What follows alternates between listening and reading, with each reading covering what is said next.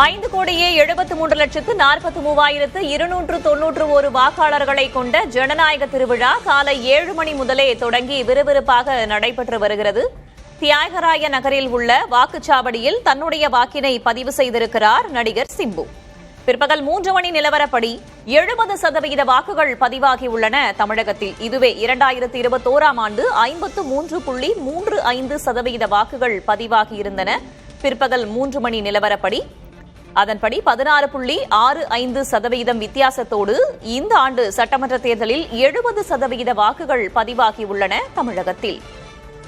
காலை முதலே முக்கிய அரசியல் கட்சி தலைவர்கள், திரைப்பிரபலங்கள் என்று பலரும் தொடர்ச்சியாக வாக்குச்சாவடிக்கு சென்று தங்களுடைய ஜனநாயக கடமையை ஆற்றி வருகிறார்கள். அந்த வகையில் தியாகராய நகரில் உள்ள வாக்குச்சாவடியில் ஜனநாயக கடமை ஆற்றியுள்ளார் நடிகர் சிம்பு.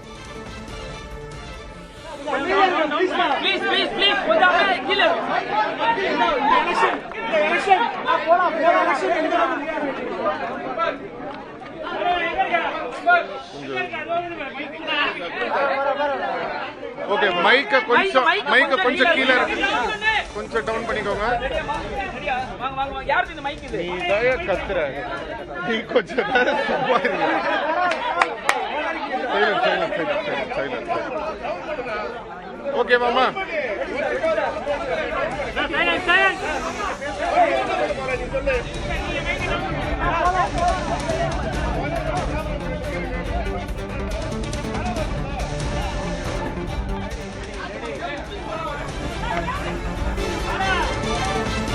பேச விட மாட்டீங்க சொல்றீங்க.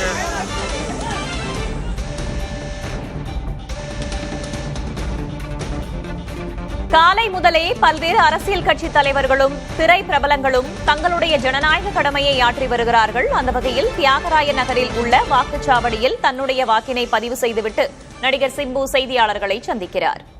நானே நேற்று ஓட்டு போடுங்கன்னு சொல்லலான்னு சொல்லி ஒரு ட்வீட் பண்ணலான்னு இருந்தேன். பட் இந்த வருஷம் ரொம்ப ஒரு வித்தியாசமான எலெக்ஷனா இருக்கு. எல்லாருமே ஓட்டு போடணுன்ற ஆர்வத்தில் இருக்காங்க. அதுவே ஒரு நல்ல மாற்றமா பாக்குறேன். இல்ல சார், மாற்றம் வரணுமா வேணாமான்றதெல்லாம் நம்ம முடிவு பண்ண முடியாது. மக்கள் தீர்ப்பே மகேசன் தீர்ப்பு, அவ்வளவுதான். ஸோ நான் ஒரு நடிகனா இருக்கேன். நான் எனக்கு எல்லா கட்சியிலையும் ஃபேன்ஸ் இருப்பாங்க. ஸோ நான் பயஸ்டா ஒரு விஷயம் சொல்ல முடியாது. அவங்களுடைய கடமை, அவங்களுக்கு யாரை பிடிக்குமோ அவங்கவுங்க ஓட்டு போட போறாங்க. பட் என்னோட கடமையா நான் எல்லாரும் ஓட்டு போடுங்கன்னு சொல்லலான்னு தான் நினைச்சேன். பட் இந்த வாட்டி ரொம்ப ஒரு அபரிவிதமான ஒரு ஓட்டு போட்டே ஆகணும்னு மக்களோட ஆர்வம் ரொம்ப நல்லா தெரியுது. ஸோ அதுதான் வெயிட் பண்றேன். May 4th பார்ப்போம். பல நடிகர்களும் அவருக்கு நேரடியாக ஆதரவு தெரிவிக்கிறாங்க, விமர்சனங்களும் வருது. நீங்க எப்படி சார் பாக்குறீங்க?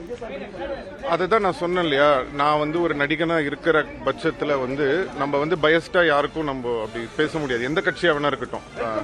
அதான் அது ஒரு நல்ல விஷயம் தானே. கண்டிப்பா. ஏமா, நான் நல்லா ஜாலியா இருக்கிறது உனக்கு பிடிக்கல? இப்பதான் என் பிரச்சனைகள்லாம் தீர்ந்து, இப்பதான் பிரச்சனை எல்லாம் தீர்ந்து நல்லா நடிக்கலான்ற ஒரு மூட்ல இருக்க. நீ அதை கெடுத்து விட்டுருவ போல் இருக்க. நல்ல விஷயம் தானங்க. முன்னாடி எல்லாம் யங்ஸ்டர்ஸ் வரமாட்டாங்கல்ல ஓட் பண்றதுக்கு, நம்மளுக்கு எதுக்குடா அப்படின்னு இருப்பாங்க. பட் இந்த வாட்டி எல்லாருமே ஓட் பண்ணணும்னு ஆர்வத்தோட வராங்க. அது ஒரு நல்ல சைனா பாக்குறேன் நான்.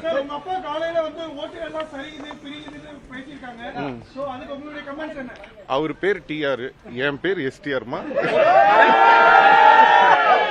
நான் வேற, அவரு வேற. என்ன விட்டுருங்க. ஓகே. சினிமாவை அரசியலையும் பல நடிகர்களுடைய ரசிகர்கள் ஒருமித்து பாக்குறாங்க. இத பத்தி நீங்க உங்களுக்கு கருத்து என்ன? அதுல பத்தி நான் சொல்றதுக்கு ஒண்ணும் இல்லம்மா. நான் சொல்ல வர்றது என்னன்னா, ஒரு சினிமா நடிகனா நான் எல்லாருக்கும் உட்பட்டவன் தான். சோ நான் தனியா ஒரு இதுவா நான் கிடையாது. அதுதான் நான் சொல்றேன். இன்னும் 2 மணி நேரம் தான் இருக்கு. 2 மணி நேரத்துல என்ன மாதிரி சிந்திச்சு வாக்களிக்கணும்னு நினைக்கிறீங்க? இல்ல சார், சிந்திக்கிறதுக்குலாம் அட்வைஸ் பண்ற அளவுக்குலாம் ஒண்ணும் இல்ல சார். மக்கள்லாம் இன்னைக்கு எல்லாருமே ரொம்ப தெளிவா இருக்காங்க. நம்ம தான் அவங்கள அவங்களுக்கு அறிவில்லை இப்படி அப்படின்லாம் நம்ம தான் சொல்லிட்டு இருக்கோமே தவிர, மக்கள்லாம் ரொம்ப தெளிவா இருக்காங்க, ரொம்ப அறிவோட இருக்காங்க. அதனால கண்டிப்பா அவங்க நல்ல முடிவை தான் எடுப்பாங்க.